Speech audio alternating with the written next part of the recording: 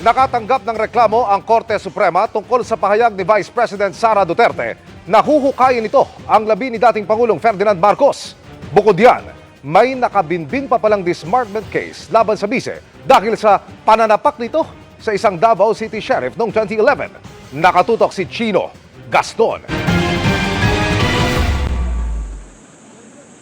Paglalahad ng Korte Suprema, may natanggap silang reklamo laban kay Vice President Sara Duterte ngayong buwan. Kaugnayan sa pahayag ng bise noong Oktubre ukol sa paghuhukay sa labi ng yumaong dating Pangulong Ferdinand Marcos. Kung hindi kayo tumigil, huhukayin ko yung tatay ninyo. Itatapon ko siya sa West Philippine Sea. Sabi ng Korte Suprema, anonymous o walang nakalagay na pangalan sa reklamo. Just this month, the Supreme Court received an anonymous complaint regarding her statements about the late President Ferdinand Marcos.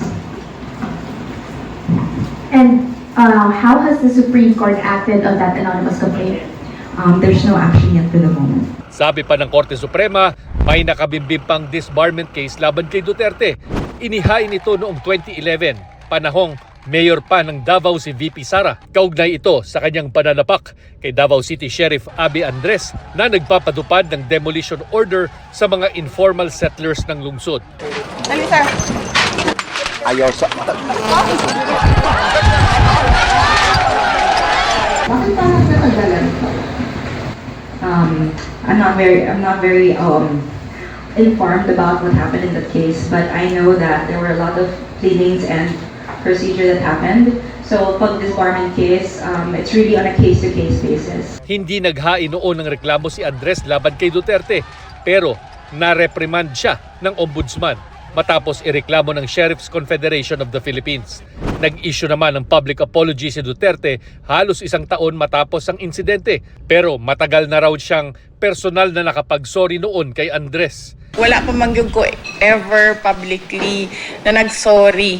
So I would just like kana ganing mapaabot kay Sheriff Andres and sa iyahang, most importantly sa iyahang pamilya. But I know na appeal hurt pag sila sa nahitabo. So sorry sa ilaha. It will not happen again and it was an unfortunate incident.